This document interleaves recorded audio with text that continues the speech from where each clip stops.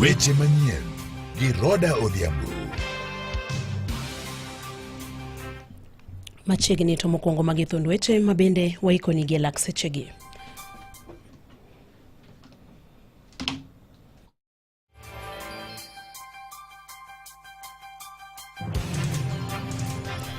Nyathi moro ma jahigni 3 owang' ma otho bang' mach muoch kendo wang' odgi kama bende noninde okinyi ma kawuono e gweng' ma Kodhiambo e Kochogo location e sub-county ma Nyando. Jodak ma Maliera sub-location e sub-county ma Gemiala ne oyudo ringre jago moro ma jahigni 20 e bath apaya ma Kodiaga Wagai.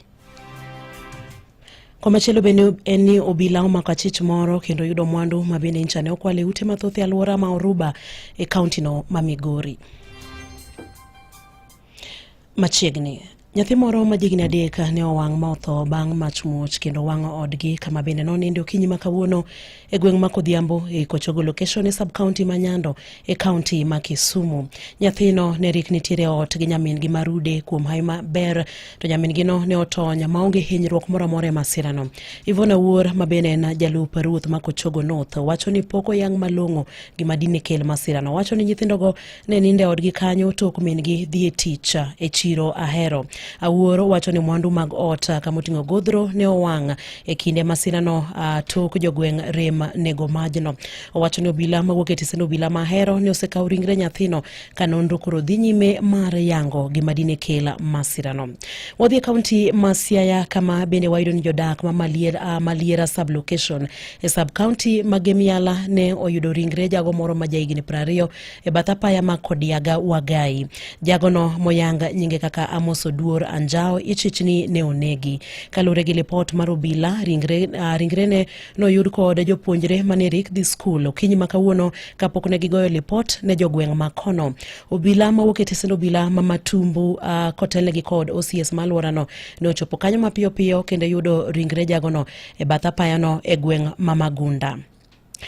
Kawadhi nyime bende wayudo kanyo ni jatend piny Kenya Migosi William Ruto sayo mokalo jogo ma bende kwedo sirikande kowacho ni pod oketo maino mare e dwoko piny nengo ngima kendo neno ni nitiere chiemo moro me pacho kae. Ruto wacho ni nitie okenge matek ma bende osekawo mar neno ni nitiere dongruok e pacho kae. We have a plan on how to create jobs. My friends, let nobody lie to you. You know, when you hear people speak, it is as if Kenya is the worst country in the world. Far from it, I can tell you. We are a great country. Not many countries can achieve what we have achieved. We are a great country. And we must reject those who want to tell us otherwise. That, oh, you know, which failed state? Where? Do you know what a failed state looks like? My commitment to the transformation of this country is not reversible. Nothing is going to stop me from driving the transformation that is going to change Kenya and take us where we have always wanted to go. You can say whatever you want to say, but facts are stubborn. I have had to make very difficult decisions to get us here, and I have no regret whatsoever. Bende omedo ni seyo mibiwo kuome kinde ka kinde ok bi miyo oketo e tim chenro mag dongruok e pacho kae. Today, I can confidently tell the country that our economy is on sound footing, and we are going to improve on it. I am very clear in my mind on what we need to do to make sure that we create a food security system, deal with inflation, deal with the cost of living, make sure that the cost of food does not cause a crisis. It is not always that you get an opportunity to be president. It comes once in a lifetime. So when you get that opportunity, don't waste it, right? Because I hear so many people saying, you have taken on too many assignments. You know, you should do some of these now, you should wait, you remain popular so that you can implement some of them some other time. Let me tell you, good people, the transformation of Kenya has delayed for far too long. We cannot wait for a day more, or a week more, or a month more. Let's do it now and transform our country. We can pick up the others as we go. Are we together? Wadhi kaunti ma Migori kama wayudo ni obila omako achich moro kendo yudo mwandu ma bende ichichni ncha ne okwale ute mathoth e alwora ma Oruba ka bende main bang' apedha ma ncha ne otima kod obila kanyakla kod jotend loch nanga e Suna Oruba location e sub-county ma Suna West. Ruoth ma Suna Oruba location Charles Ouma wacho ni ne gimako achichno ma jahigni 27 ma bende tudo kod kuo e gwenge ma kono. Operation mane timo ka wan gi polise Moruba dhi DCI team wali kama items mang'eny kaka mag electronics TV bro kama mako Giloruga police station ng'ama nokwalo gigi be wamake notiyo ne jaindi mo karo sebedo kare kan kijana ma owuonde notiyo ne jaduong' no to kijana ma jakoro ne wamake bende TSL moruba gi gik mo sebedo kokwalo gik mang'eny sana asa kona madhi bath kodindo ema nokwale gik mag electronics o kuonde mamoko e town ka.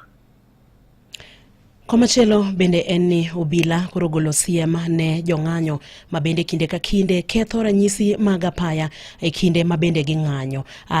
Komanda ma bende ochung'ne weche mag apaya Fredrick Ochieng wacho ni ketho gigo ma bende oketi apaya ma bende chiwo ranyisi ne chenro mag apaya en gino ma bende nyalo miyo masira mag apaya bedo mathoth ahinya e pacho ka. Kogolo siem ne jong'anyo musiko timo kamano kowacho ni bro magi kendo ibro kaune gi chika mager. Sababu waendeshaji sasa hawaoni hizo road sides ambazo inafanya nini? Inawaeleza kwamba hapa mbele reduce speed. Ningependa tu hata kama wanaandamana lakini zile vitu ambazo zinaleta usalama kwa barabarani wasivunje. Ni muhimu pia watu wafahamu ya kwamba hata wakati unapoandamana ukisema haki yako ifai kuinterfere na haki ya ule mwingine. Maana ukipata gari yangu nimepaka na wewe juu unaandamana juu umefenyelewa juu ya haki yako upate gari yangu uchome. Sasa hiyo gari yangu imekukosea nini? Hizi chuma ambazo zinawekwa unaona hapa town, hata zingine ni road sign ya kudirect watu wanakuja Nairobi na waelewi Nairobi. Sasa wewe uking'oa umeenda naye nyumbani, mgeni yule ametoka Ushago amekuja Nairobi, atasaidika namna gani? Kwa sababu anafika Nairobi amechanganyikiwa,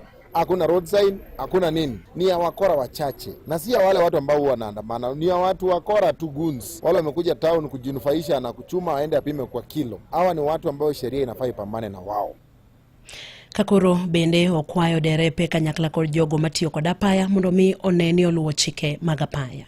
Mimi naitwa Ken Onyango via ya County Transport and Safety Committee, tukitarget taxi drivers na pia matatu drivers. Wengi wale ambao ni taxi drivers hawana ile ujuzi ya multitask. Taxi driver ako hapa kwa barabara anaangalia simu, at the same time ambeba abiria, at the same time anafaa concentrate na barabara. Hiyo ability ya kumultitask imetuletea ajali mingi sana kwa barabara. Accident ya boda iko juu zaidi, na ndio maana tunajaribu kuangalia kama tunaweza kufocus na kucategorize within circles ili kuwe rahisi kutrain watu in groups. Kwa nyime waido kanyin moko kuom jo Kenya oseyo mokalo sirikali wi medruok mar nengo modhi kata fuel ma ibiro tok duol marango nengo modhi kata EPRA medo nengo super petrol kod shillings 8 kod otonglo 99, diesel no medo kod shillings 8 kod otonglo 67, kama uta mar taya to no medo kod shillings 9 kod otonglo 65. Jo bodaboda wacho ni medruok makamano dhi medo nengo wuoth bende. Wapi hapa tumefika? Mafuta ndio hiyo imepanda. Kila kitu imepanda. Sasa hata sisi tutapandisha bei kwa sababu sisi ni watu wa boda. Sasa mafuta imefika shilingi 197. Babu mafuta ndio kiungo cha uchumi wa Kenya. Hata tunarudi ile 200. Hata nashangaa akisema eti alipata mafuta ilikuwa 200 akateremsha. Sasa na bado tu ni ile tu. Kwa hivyo hakuna tofauti, tunaona tumechukuliwa kwa uchungu. Hiyo kumaanisha huyu mtu kila kitu itakuwa juu. Kwa hivyo hakuna kitu amebadilisha. Hakuna kazi anafanya, ameshindwa na kazi. Anapaswa kupeleka inchi pole na kuna kitu moja nitaambia Ruto. Hii inchi haiwezi geuka na siku moja. Hii inchi tunapaswa kwenda pole. Ulikuta watu kwa shimo, lakini hakuna haja uendelee kuwarushia mamao wakiwa ndani ya shimo. Kishauri Ruto mimi sasa ni kumwambia tu a step down. Ameshindwa na kazi. Jorem Nyamburko matingo jowuoth bende noloso eyo machalo kamae. Sisi kama watu ya taxi tunaona itatu affect kwa njia moja ama mbili, kwa sababu pia watu hawana pesa kwa mifuko, na hatutaweza hata sisi wenyewe kuwaongezea pesa wale makastoma ambao huwa tunabeba sisi kama watu ya taxi, kwa sababu pia hata hao wenyewe hawana pesa. Sasa huyo mtu ukimuongezea pesa anakuambia sasa kuliko hata unibebe afadhali nitembee mguu. So nani anaumia? Kwa asubuhi tumepata mshangao wenye sijaiona tangu nizaliwe. Mafuta ilikuwa imepanda siku ile ya serikali nyingine, wakasema tumeingia kwa ofisi mafuta imeshuka. Sasa hiyo wametupandishia mafuta shilingi 9. Sasa tunashangaa na hii kazi na watu wana pesa, tutakaa namna gani? Imedo winjo weche manyien gi Roda Odhiambo. Jotelo mag siasa e pacho kayo kwa mondo weka wuondo rowere to ber mondo migi nyisgi lai maber monego beni giluwo. Jacob Odhiambo Manuko ma en jatend rowere ka chung bura mabondo ne ogolo duonde e wi chik mane jatend piny ogolo ne obila mar mondo ne gigo tiend jong'anyo gi magina ka wacho ni rowere onego bedni imiyo sir ka tiyo kod gi marach e seyo tulo e kinde mag ng'anyo. Joja Mulo miyo waler mathoth e wi wach ni koke kaunti ma Siaya. Maiko Mbuchugi achiel kuom jotend rowere sub-county ma Bondo migosi Jacob Odhiambo Manuko, ma odok ne dhok moro mane ogol gi jatend piny Kenya William Ruto ni jogo makelo tulo to ketho mwandu jopiny e kinde ng'anyo chiel tiendegi gi magina, kowacho ni adieri makende en ni rowere bende nyaka bed gi kido makare. Dhok moro president notiyogo taneno ka ji loke magalagala nikech Kenya ka gimoro amora en siasa. Kik wawuondore, wabed joma chung' jadiera. Polis gin nyithiwa. Ikawo kidi marang'ongo tikogo nyathi ng'ato e bath ndara ni inegi to ting'o bunde lwete. Ni kik ogoyi kod bunde ni nikech in ine ratichi ng'anyo mar kowo polis gi kidi to kod wang'o gik moko. Wan jopiny ka wadwaro ratichwa wawe dwaro ko polis gi kidi ni mana ratichwa. Miyo an awacho ni japiny morie polis gi kidi otie kod dende. Japiny morie wang'o duka ng'ato kata kwalo duka ng'ato otie kod dende. Manuko wacho ni ng'anyo ka otime yo makare kendo yor muolo to onge ng'ata ma inyalo hiny. Miyo koro kono rowere kod josiasa mosebedo ka ondere weche jatend piny go eko ni gin bende nyaka gilokre. Ka iwuok e odi ni dhi ng'anyo nikech sirikal oketo ngima bedo matek mar uchumi, tikawo kibrit gi petrol tidhi ole supermarket mar ng'ato mondiko dhano 200 e iye kanyo, ineno ka mano en ratichi sirikal kikaw ni action nikech mano initimo gima ber, oweyi aweya. Pile aneno ng'anyo mar jopuonj, aneno ng'anyo mar daktache, aneno ng'anyo mar NGOs gi. Onge ng'ama sewinjo ne bondo goyo, onge ng'ama sewinjo nonegi, onge ng'ama sewinjo no wang'o od ng'ato. Ka obila bende koro kono ni onge tiende geng'o jong'anyo ka oponi ok gikelo tulo kata ketho gimoro. Polis owe keto roadblock ne japiny matame wuotho yo makare mondo mi oful gima rach ne sirikal mondo mi olokore. Polis omi chik ni kwadhi e ndara otawa nyaka kuond mwadhiye, kwakowo report ne president to kowo to chung' kodwa to wacho ni kae muchung'e koro kudonji kod iye. Wachako wuok wadhi kamachielo, ka ng'ato tieko kudhe mwose ko message maduong' manonego mi president no, to wawuok to wadok e utewa maonge gimotimowa. Ne Radio Ramogi e kaunti ma Siaya, an George Amolo. Gi lipot ma George Amolo ne wabendo kelo giko mag weche manyien e yorno maradimba gi lak sechegi to magi thund weche mabende ne waikoni. Nyathi moro ma jigni 3 ne owang' ma otho bang' mach much kendo wang' odgi kama bende no nindi okinyi makawuono e gweng' ma Kodhiambo e Kochogo location e sub county ma Nyando. Jodak ma Maliera sub location e sub county ma Gemiala ne oyudo ringre jago moro ma jigni 20 e bath apaya ma Kodiaga Wagai. Obila omako chich moro kendo yudo mwandu mabende chich ninja ne okwalo e ute mathoth e alwora ma Oruba e kaunti no ma Migori. Mane mabendo kelo giko mag weche manyien e yorno maradimba gi lak sechegi watudo koromo kanyo saa 8:09 ne weche manyien e yo machok to koromo kanyo saa 10 ne mago matuch e kor gwenge. Mago ne weche manyien gi Roda Odhiambo. Ramogi Radio Ramogi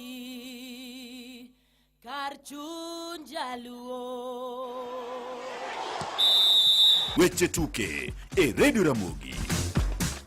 Kocha maduong' mar Posta Rangers Sami Omolo Pamzo sani koro wacho no brogolo jotugo mage magi osekalo 30 kaka yo achiel mar ikruok ne tuke mag lig ma season 2025-2026. Jatugo nero machon nogocho ne tim mar Harambee Stars wacho ni higni mamalogo en achiel kuom gigo manomiyo ok gitimo maber e season mokalo.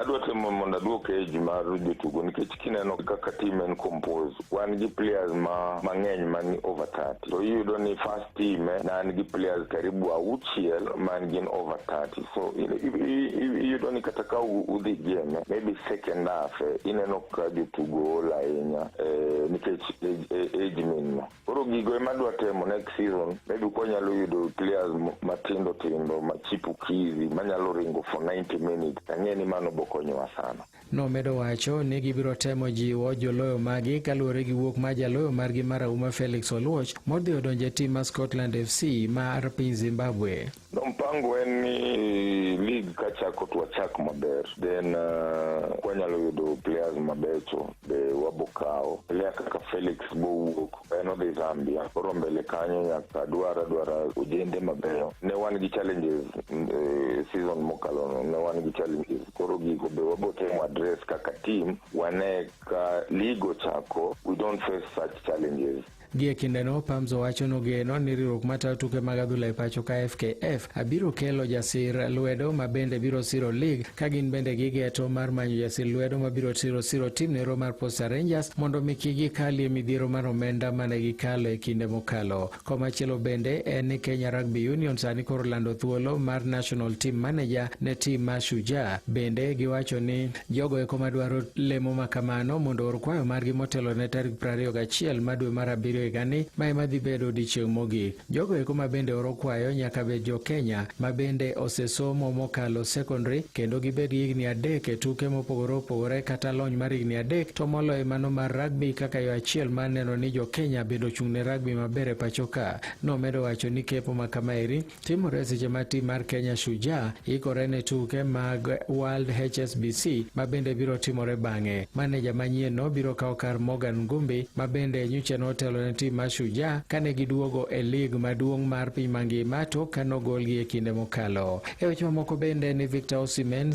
nyoro nyoko bedo gi kweth mar Napoli e seche manya gichako ikruok margi. Jatugo nero mawuok e piny Nigeria iwacho ni sani koro twak gi tim mar Galatasaray ma Uturuki kama obro bedo e yo mongirore. Jotugo eko noromo mag Napoli to kata kamano Osimhen ne onge. Kaka kamano telo mar klabno nomedo wacho ni Osimhen no oro obok mage mag thieth. Bende en achiel kuom jotugo manokonyo tim mar Napoli loyo simbo mar Italia higa mar 2023 kendo higa mokalo ne lo ne tim mar Galatasaray kama nolo gonde 26 kuom tuke 30 manotugo. Kocha mar Napoli Antonio Conte bende wacho ni okone ka en gi paro mar bedo gi jatugo ne squad mare kanyaka sani Napoli wacho ni gibiro chiwo Osimhen ka ok chiw ne gi omenda maromo pound milion 75. Tudruok pod dhi nyime ka bende Napoli bende wacho ni en bende okone ka obiro dwaro jatugo ne Osimhen ka Osimhen bende wacho ni pache osewuok kanyero. Napoli nche no ka jatugo mar Manchester City Kevin De Bruyne ma bende biro gocho negi ka en jegni 34 sani. Magi weche tuke an Milton Ochieng'.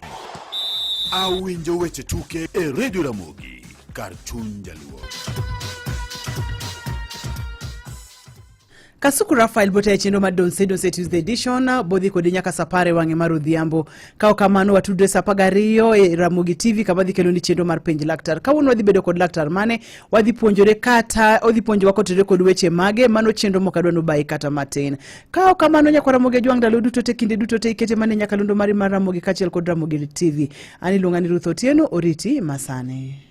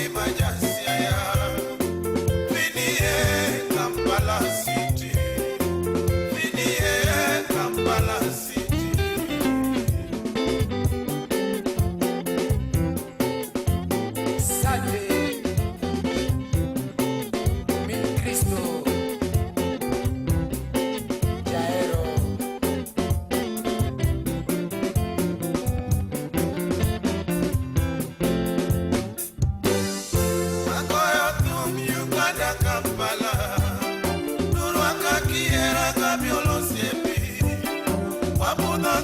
kinyasi pongezi kwako. Wapoi kiera givino siepa. Udojo dalanga lego usoka. Nichopo dalangi moha chaleko. Nichopo dalanga fude mosiepi. Na yudo masira nyumbani kwetu. Osepo dedenya uchi mosiepi. Mosiepo monisa ya mosiepi. Loiters from Kampala, Uganda. Tickles, giggles,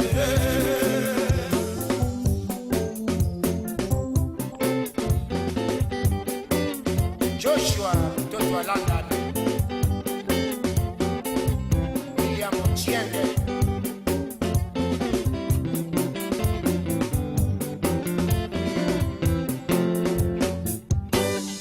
Wagoyo kum Uganda, Kampala.